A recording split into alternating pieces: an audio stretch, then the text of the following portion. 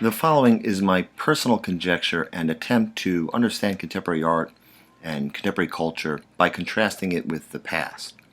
I talk about the concept of alienation quite a bit in this video and in my other videos, and before I get started, just to be clear, I'm using the word alienated to denote the separation, the estrangement of the individual and of society from the conventions of pre-modern religion. This alienation is characteristic of modernity. Modernity is in part a revelation of human universality, in that modern science and moral philosophy of the Enlightenment era discovered Homo sapiens as a species like any other.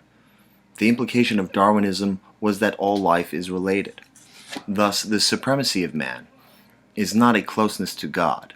Rather, the faculty of reason and foresight becomes merely a distinguishing feature of the human being, just as the trunk of an elephant is a distinctive feature of an elephant.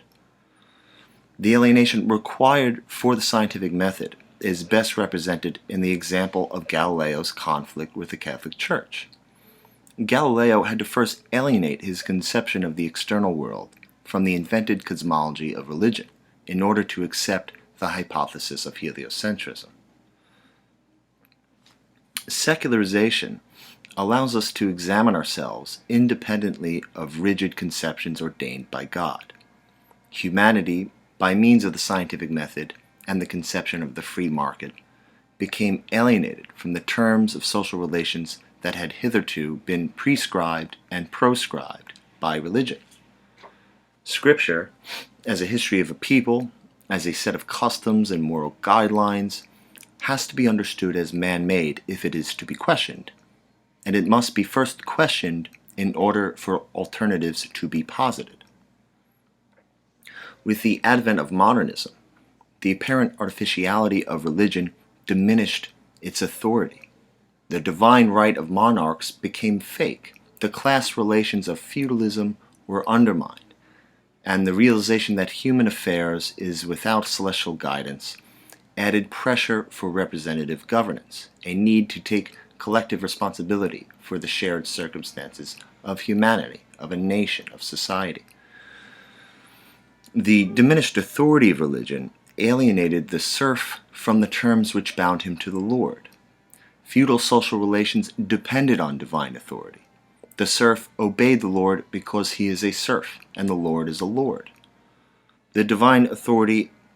As divine authority evaporated under the light of secularization, the serf became a worker, an individual detached from the whole, alienated from the whole, who sells his labor time as a commodity in a universalized market.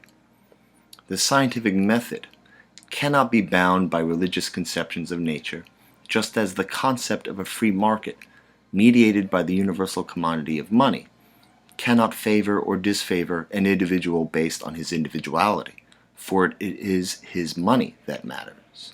It is his money that allows him to purchase a commodity, and it is his commodity that allows him to exchange it for money. Money, in all its mysteriousness, can be clearly understood as the universal commodity. The institution of the market stands independent of the social relations that may favor one group or person over another. Transactions in the market are made so long as the established price of a commodity can be paid. In the many cases where this principle is transgressed, as in crony capitalism, it is understood as a corruption to an otherwise free market. It is free in that it is the universality of the money commodity which permits goods and services to be exchanged. As Marx pointed out, the money commodity mediates social relations. The amount of money an individual has determines his sovereignty as a consumer. The worker is a worker, a member of the working class, if he has to sell his labor time as a commodity. If an individual owns the means of production, does not have to sell his labor time for his income, then he's part of the capitalist class. His income derives from his ownership. Thus, the emergence of modernism required an alienation from religion, the cosmology of religion, as well as the social relations, the social order of religion. Without some repudiation of this dominion, without a rupture in the conception of the individual in relation to society, modernism would not take hold. This rupture is what I'm referring to when I speak of alienation. Alienation was necessary for scientific conclusions to take root in a society where the answers to everything are already given by religious authority. And this rupture does not exist on the timeline of history as a fixed point, as the estrangement from pre-modern life was and has been protracted over centuries. Rather, this rupture has taken place in the mind of the human being, and its widening separation is the continued atomization of the individual in an anomic society. Now, for the pre-modern person, the web of interpersonal relations was determined solely by the proximity to other people, people who interact with each other as they share the same environment. With modernism and the alienated plane of social interaction created by the market, a new network emerges where we indirectly interact with people through the items we purchase.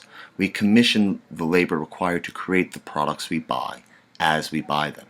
Our demand is a demand placed upon the producer. This is a social relation that takes place under the surface of human reality. And even though the face-to-face relations that take place through the market as we buy and sell, these relations are also separated from the free relations of our social lives. You don't have to befriend the cashier in order to make a purchase.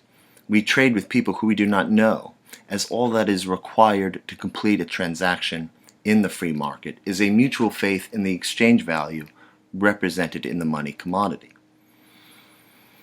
Now with postmodernism, we have to take a step back because postmodernism is a loaded term these days, but postmodernism as a condition of human reality in the 20th century can be distinguished from modernism in that postmodern society presents a plurality of ideologies coinciding with each other, whereas modernism is an alienation from the singular ideology of which the authority of society is instantiated by.